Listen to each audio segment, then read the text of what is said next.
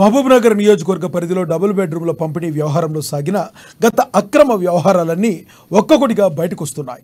Mahabubnagar urban తహసీల్దార్గా గతంలో పనిచేసిన ఓ అధికారి తమ కార్యాలయ సిబ్బంది ఆర్ఐలతో కలిసి తమ వద్ద డబుల్ బెడ్రూమ్ ఇళ్ల కోసం లక్షల రూపాయలు డబ్బులు తీసుకున్నారంటూ ఆరోపిస్తూ సీఎం కార్యాలయంతో పాటుగా జిల్లా కలెక్టర్కు కలిసి పలువురు బాధితులతో కలిసి ఫిర్యాదు చేశారు. గతంలో తమకు తెలిసిన వారి డబ్బులు తీసుకుని 10 డబుల్ బెడ్రూమ్ ఇళ్లను 3 లక్షల రూపాయల చొప్పున అర్బన్ కార్యాలయాల సిబ్బంది తీసుకుని ఇవ్వడంతో మరో 4 ఇండ్ల కోసం 15 లక్షల వరకు ఇచ్చి మోసపోయినట్లు బాధితులు మొరపెట్టుకుంటున్నారు.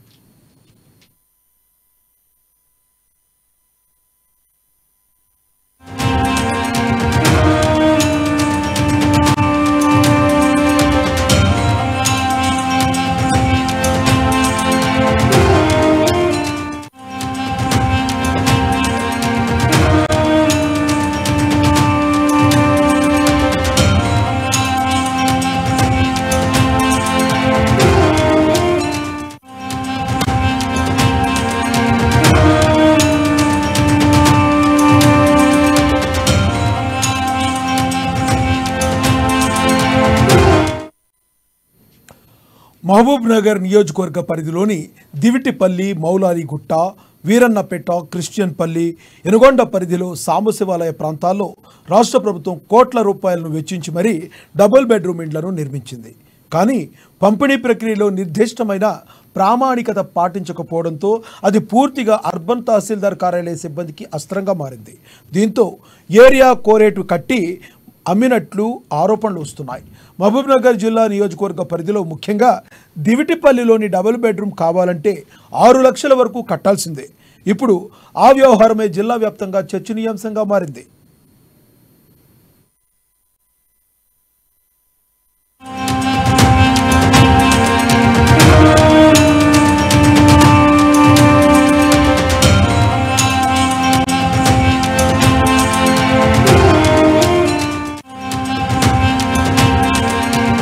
నా పేరు వెంకటేష్ అన్న. నేను ఒంటెల పని చేస్తా. ఒంటెల వెంకటేష్ అంటారు నన్ను.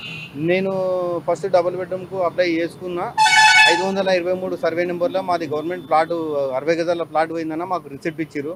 ఆ రిసిప్ట్ ద్వారా మేము పోయి మన శ్రీనివాస్ గౌడ్ గారిని అడిగితే ఇండాస్మెంట్ చేసి ఈయనకు ఇల్లు కేటాయించమని చెప్పడం జరగా 7 మందికి వాళ్ళకు అప్పుడు ఫ్రీగానే ఇచ్చిర్రు. దాంట్లో నాకు కూడా ఇచ్చిరన్న. ఇచ్చినాక తర్వాత ఏమైంది, మురళి అని చెప్పి మా హ్యాండిక్యాప్డ్ ఆయన, చేయి లేకుంటుంది, ఆయన ఉండి బావా నాకు ఇల్లు లేదు కదా పోయి మళ్ళీ అడుగుదామని చెప్పి అడిగితే సార్ని ఎంఆర్ఓ గారిని అడిగినాము. అడిగితే శ్రీనివాస్ గౌడ్ గారి దగ్గర ఇండాస్మెంట్ వేసుకొని వస్తే మీకు డబుల్ బెడ్రూమ్ కేటాయిస్తా అని చెప్పి చెప్పడం జరిగింది. ఆయన దోలుకొని పోయి మాట్లాడి మినిస్టర్ గారి దగ్గర ఇండాస్మెంట్ వేయించుకొని వచ్చినాక వారం లోపల పట్టా ఇవ్వడం జరిగిందన్న.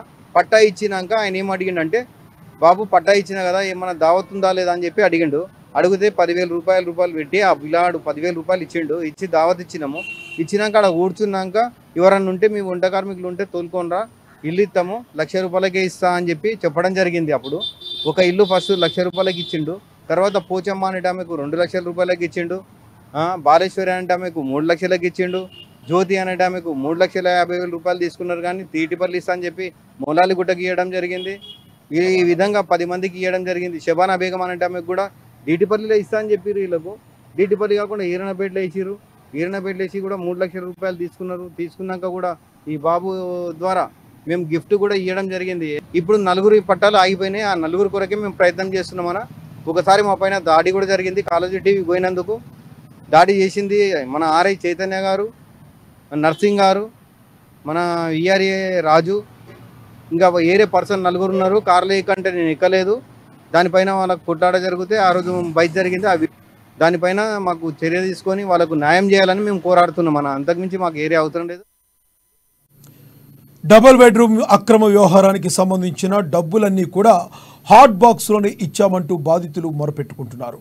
హాట్ బాక్స్ కవర్లో ముందు కాల్చిన మటన్, బిర్యానీ వంటి పదార్థాలతో పాటుగా ఇవ్వాల్సిన డబ్బంతా కూడా నీట్గా కవర్లో ప్యాక్ చేస్తే గానీ కార్యాలయ సిబ్బంది తీసుకునేవారు కాదని వెంకటేష్ అనే వ్యక్తి ఆరోపిస్తున్నాడు. తానే 14 డబుల్ బెడ్రూమ్ ఇండ్లకు సంబంధించి 30 లక్షల వరకు ముట్ట చెప్పినట్లు బాధితులు ఆవేదన వ్యక్తం చేస్తున్నారు. దాని తర్వాత వెంకటేష్ అని ఒకసారి ఆయనతో పనిచేస్తాను, వంట పని చేస్తాను. అతను అడిగితే బషీర్ ఇట్లా ఉత్తరగా తిరిగితే రాదు నీకు ఇల్లు, డబ్బులు ఇస్తేనే అవుతుంది మీకు అని చెప్పి పట్ట తయారైందని చెప్పి అన్నాడు. అంటే పాఠశాల అతను పోయి ఒకసారి ఇద్దరం కలిసిపోయి 1,50,000 ఇచ్చినాం సార్ ముందు.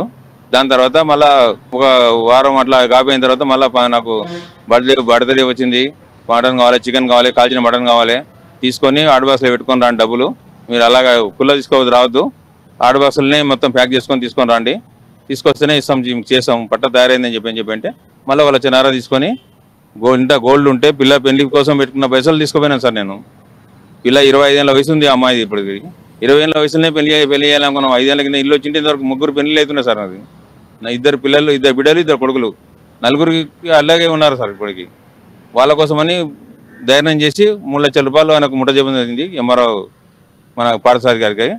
ఆయన ఏమంటుండే ఇప్పుడు నేను సస్పెండ్ అయిపోయినా, నేను చార్మినార్లో ఆడ ఉన్నా అని చెప్పి అంటున్నాడు ఆయన.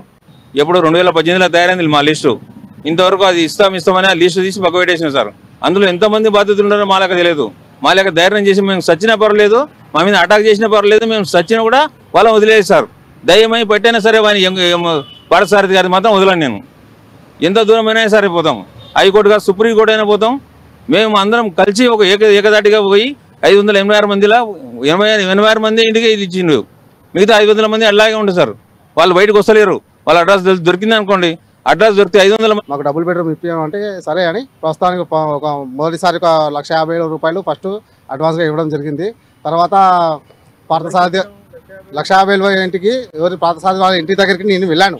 అంటే లోపలికి వెళ్ళలేదు, కంపౌండ్ దగ్గరికి ఇంటి దగ్గరికి వెళ్ళి అన్నగారు వెంకటేష్ అన్నగారు ఆయన లోపలికి రూమ్లోకి వెళ్ళి డబ్బులు ఇచ్చి వచ్చారు. తర్వాత మందు 3-4 సార్లు మందు తీసుకువెళ్ళడం, ఇంకా బిర్యానీ తీసుకెళ్ళడం, అవి తీసుకెళ్ళడం, ఇలా నేను వ్యక్తిగతంగా అంటే ఆయనతో పాటు వెళ్ళి వాళ్ళ ఇంటి దగ్గరికి వెళ్ళి ఇచ్చేవాళ్ళమి. తర్వాత ఇంకా డబుల్ బెడ్రూమ్ వస్తుంది బాబు, నీకు పట్టా అయిపోయింది, ఇంకొక 1,00,000 రూపాయలు రెడీ చేసుకోమంటే సరే అని నేను ఒక నెల రోజులు వీడియో తీసుకొని, నెల రోజులు టైం తీసుకొని ఒక నెల రోజుల తర్వాత ఇలా మళ్ళీ 1,00,000 రూపాయలు ఇచ్చాను.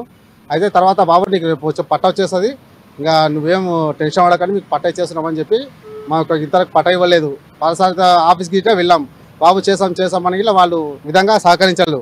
తద్వారా మళ్ళీ బాబు ఇంకా లాస్ట్ ఒక రోజు చైతన్య గారి నుంచి ఫోన్ చేపించినని తెలిసింది. బాబు 50,000 రెడీ చేసుకొని నీ పట్టా రేపు తీసుకుందామని నాకు చెప్తే నేను నమ్మలేదు. 50,000 అయితే ఇవ్వలేదు అప్పుడు లాస్ట్. ఇంకా సరే అని 50,000 సర్దుబాటు చేసుకున్నాను ఒక వారం రోజుల తర్వాత. ఏది మా ఇంట్లో నా భార్య బంగారం అవన్నీ బ్యాంకులో పెట్టి 50,000 చేసుకొని 50,000 రెడీ చేసుకొని ఇచ్చాను. ఇలా 50,000 బాబు రాత్రికి పట్టా తీసుకోమని చెప్పి వాళ్ళు పట్టా ఇట్లా ఇవ్వలేదు. తర్వాత ఇంకా అన్న ఇప్పుడు ఇలా ఏమి ఎమ్మెల్యే కోడ్ ఎంపీ కోడ్ అనుకుంటా నాచడం జరిగింది. మాకు ఇంకా ఇప్పుడు ఇంత మా ఇంట్లో వేధింపులు తట్టుకోలేక, బయట అప్పుల వేధింపులు తట్టుకోలేక ఇంకా చర్య తీసుకోమని కలెక్టర్ ఆఫీస్ దగ్గరికి అన్నయ్య బడి వెళ్ళాం. ఇంకా కలెక్టర్ గారు చర్య తీసుకోకుండా మాకు ఇట్లా జాయింట్ కలెక్టర్ నుంచి నోటీసులు ఇచ్చేసారు. బాబు మీరు పైసలు ఎందుకు ఇచ్చారు, మీరు రాండి అని జాయింట్ కలెక్టర్ ఆఫీస్కి వెళ్ళి ఈ నోటీసులు తీసుకొని ఎంక్వైరీకి మేము అందరం మాతో సహా 4 వెళ్ళాం.